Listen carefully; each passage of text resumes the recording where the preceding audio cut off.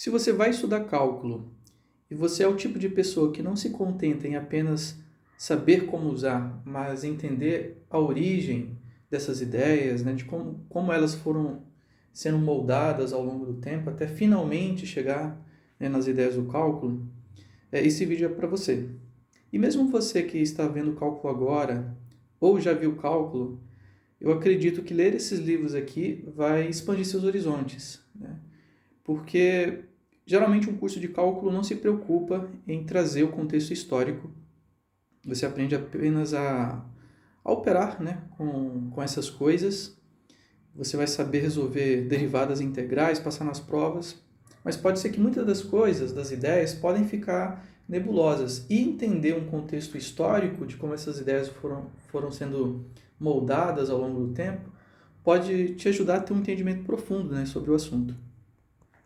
Então eu vou apresentar esses 3 livros, trechos deles, né, do porquê que eu acho que esses livros são essenciais para entender de fato, né, como a gente chegou no cálculo. Mas o enredo dessa história é basicamente isso aqui, né? O resumo da ópera é o seguinte: tinha um método que era muito bom para resolver problemas, mas era pecado você usar esse método. E com o tempo a gente trabalhou duro, né? Nossos antepassados trabalharam duro ao longo de milênios para fazer com que isso deixasse, né, de ser pecado, né? Então esse livro até vai falar um pouco disso. O pecado do infinito completo, que eu já discuti naquele meu vídeo, né, da matemática dos gregos antigos, né, que eu vou deixar na descrição. E esse livro vai falar, e aí eu sugiro ler nessa ordem, né? Começando por esse, depois ir para esse e por fim nesse, né? Esse livro vai falar um pouco mais desse pecado, tá? Pecado por quê? Aqui vai mostrar que a ordem religiosa católica dos jesuítas combatia esse método, né, que é chamado de infinitesimais, mas haviam ali alguns hereges que ousaram desafiar a Igreja Católica, né? Porque se você desafiasse os colégios jesuítas, você estava indo contra o Papa e você poderia ter problemas sérios, né? Os personagens desse livro aqui que a gente vai ver são 3 italianos, é o Cavalieri, o Galileu e o Torricelli. E ele vai contar muito bem os problemas que esses personagens tiveram com a Igreja Católica, né? E por que os caras usavam? Porque funcionava, né? Basicamente, que método é esse? É fácil você calcular a área de uma figura reta, né? Como um quadrado, um triângulo. No caso aqui do quadrado, é só multiplicar a base vezes a altura e você tem, né, a área desse quadrado. Agora, como é que eu calculo a área de um negócio curvo como esse, né? Era muito difícil, né? Então, o método que se usava, que era proibido, era pecado, era você dividir esse problema complexo em problemas pequenos. Pô, se eu sei calcular a área de quadrado, por que eu não crio vários quadradozinhos pequenos e vou somando, né, a área de cada um desses quadrados? Eu vou ter uma aproximação, né, uma noção aproximada da área dessa figura curva, né? Vamos supor que a área de cada um desses quadrados é 4. Então é só contar quantos quadradinhos desse eu tenho, né? E pronto, teria ali uma aproximação. E a ideia é que quanto menor o quadradinho, a gente pode pensar isso em pixels, né, na televisão, melhor vai ser a imagem, a qualidade da imagem, ou melhor vai ser a aproximação da área. Então imagina a gente diminuir para quadradinhos ainda menores, né, com essa área aqui, e você pode abstrair essa ideia e pensar em quadradinhos infinitamente pequenos, da onde vem a ideia de infinitesimal. Aqui, né, usando essa abordagem para figuras planas, mas também eles usavam para calcular volume, né, de sólidos, né? A gente pode pensar que um sólido é composto, você pode fatiar esses sólidos, né, e pensar que ele é composto de infinitos planos. Só basta calcular a área de um dos planos, né? A gente pode pensar que essa moedinha aqui é um plano infinitamente pequeno e somar esses infinitos pedacinhos fatiados, e aí a gente vai ter o volume do sólido em questão. Para quem está estudando cálculo, acho que já viu alguma animação gráfica nesse sentido. Mas a ideia do infinitesimal era essa. E por que era pecado, né? Então esse livro vai mostrar do porquê que era pecado. Onde o ditado popular diz que onde há fumaça há fogo, né? Não é, se os jesuítas atacavam isso é porque eles tinham algum motivo. E era um motivo muito bom, que eram os paradoxos que eram conhecidos desde a época dos gregos antigos, aqueles famosos paradoxos de Zenão, né? A corrida de Aquiles com a tartaruga, que o Aquiles nunca conseguia alcançar a tartaruga. Eram paradoxos absurdos, né? Eu vou deixar aqui, eu vou pausar para você ler que paradoxos eram esses. O Cavalieri, né, era um cara que usava, né, o Galileu, essas ideias, porque Arquimedes, eu vou mostrar um pouquinho aqui, nesse outro livro, já usou essas ideias para atacar um problema de calcular a área debaixo de algo curvo, mas ele não usou, né, o método dele para provar. Né? Usou um outro, contornou, né, e aí evitou usar infinitesimais. Mas o Cavalieri e Galileu estavam começando a usar isso para justificar suas ideias. Mas o problema era, né, se você pensar que a figura plana é composta de infinitas linhas paralelas, a pergunta natural é, qual que é a largura da linha atômica, né? Se é uma largura positiva, então se eu somar infinitas retas, né, paralelas, eu vou ter uma figura infinitamente grande. E se ela não tem dimensão, né, se a largura de uma linha reta é zero, não importa quantas linhas eu acumular, como a magnitude é zero, a gente não vai ter figura alguma. Como é que resolve esse paradoxo? Então, se pensava, e Aristóteles, né, defendia essa ideia de evitar, porque quando você apela para que, né, uma figura plana é composta por infinitas retas ou infinitos quadradinhos, você está apelando para um conceito de contínuo, né, que era o infinito atual. E Aristóteles ele era contra esse infinito atual. Os jesuítas eram aristotélicos e proibiam esse tipo de ideia, né, para justificar argumentos matemáticos. Então, quando aparecia alguém justificando seus argumentos matemáticos, como Galileu fez aqui, podem pausar para ler, né, ao falar da queda dos corpos, que é apresentado muito bem nessa série aqui, que eu vou deixar na descrição.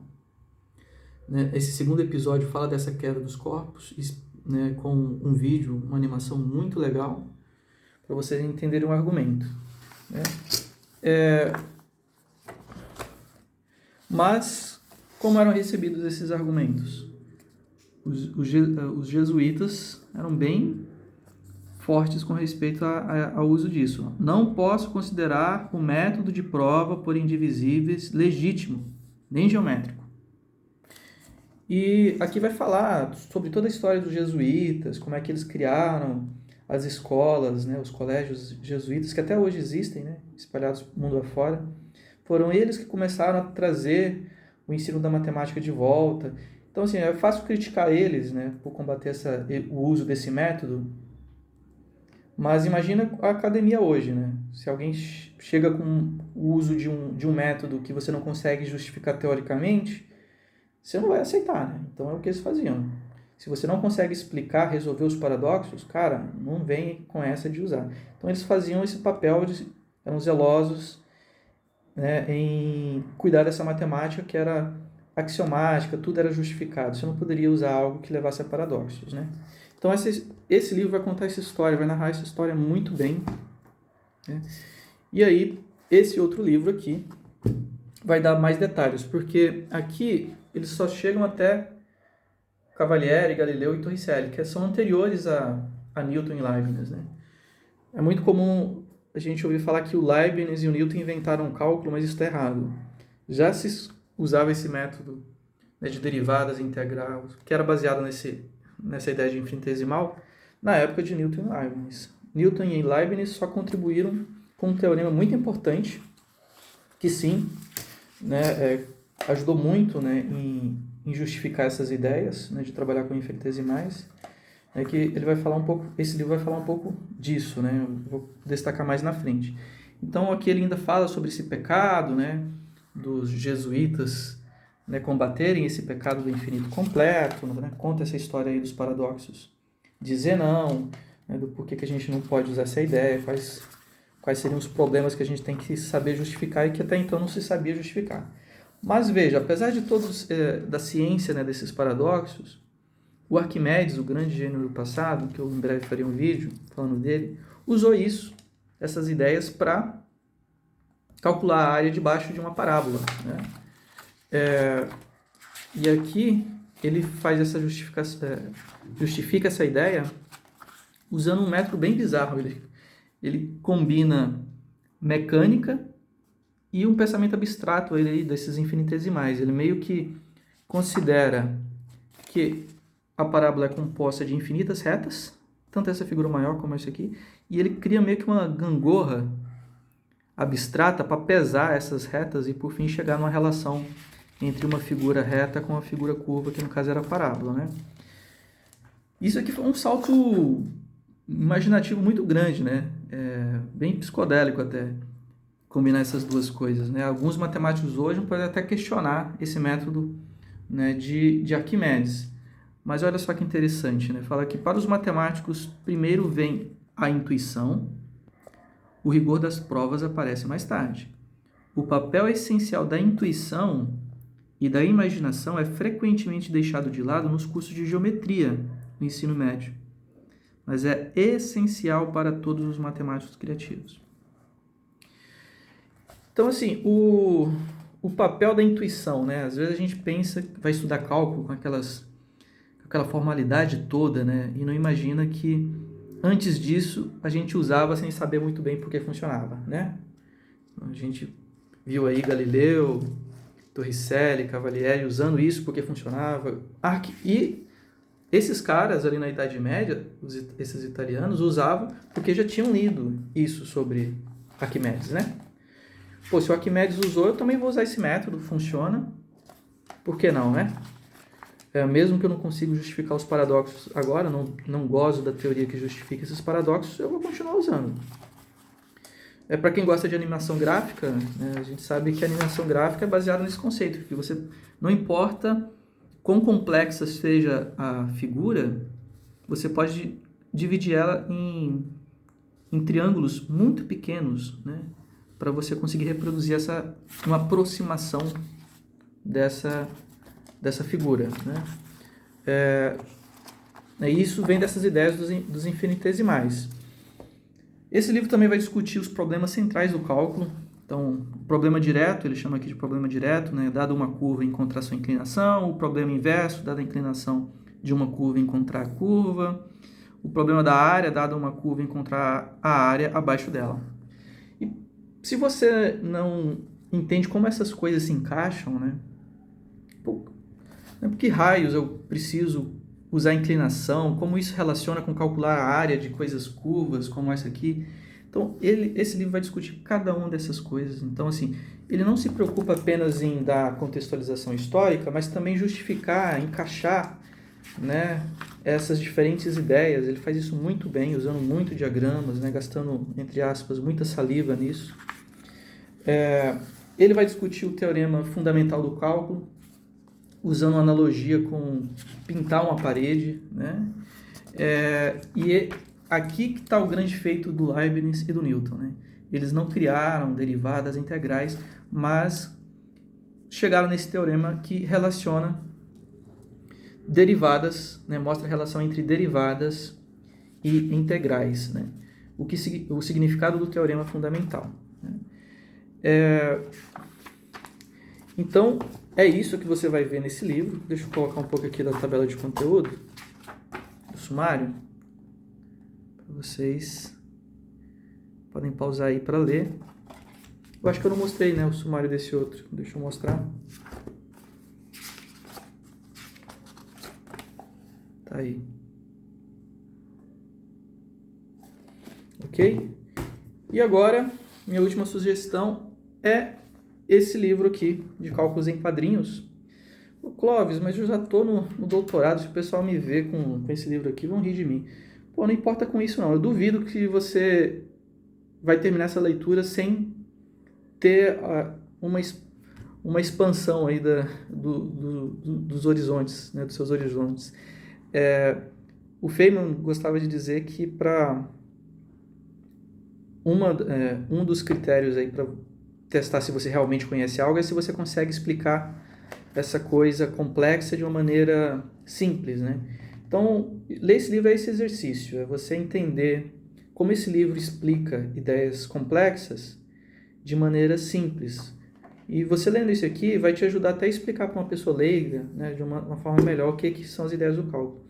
E esse único quadrinho aqui resume tudo o que foi dito, o que foi escrito nesse livro. O coelho fala para o Newton e para o Leibniz: você está quase dividindo por zero, seu maluco, né? Porque na época a preocupação do Newton, né, era tentar resolver o problema da velocidade instantânea, né? Quando você calcula a velocidade média, a gente sabe como calcular, né? O espaço que foi percorrido dividido pelo tempo necessário para percorrer esse espaço. Se eu quero a velocidade em um determinado instante, a gente pode imaginar que a distância entre o momento T1 e T2 é muito pequena. Tão pequena quando a gente desejar. E aí é meio que a gente falar que a velocidade naquele ponto, né? Mas se isso é tão pequeno, pô, você tá maluco, cara? Você tá quase dividindo por zero. Né? Era o que era combatido aqui pelos jesuítas também, né? Essa ideia de que você vai dividir para algo infinitamente pequeno é praticamente como se você estivesse dividindo por zero. E aí a gente depois aprende a domar essas ideias, né? É claro que a gente não está dividindo por zero, onde entra o importante conceito de limite, né? Eu não quero o valor da função no ponto, mas muito próximo desse ponto, né? E tá aí as minhas sugestões. Eu vou deixar o link desses livros aqui na descrição. Se vocês adquirirem os livros usando o meu link, vocês apoiam o meu canal. Quero agradecer aqui os membros do canal, né, pelo apoio, e especialmente o novo membro do canal. Como eu falei, ainda vou fazer uma cartolina para colocar o nome de todo mundo, né? Tá ficando ruim colocar aqui na lousa. Um agradecimento especial aí ao mais nova membra, né, do canal, que é a Aline Monteiro. Muito obrigado pelo apoio, Aline. E é isso aí, pessoal. Um forte abraço.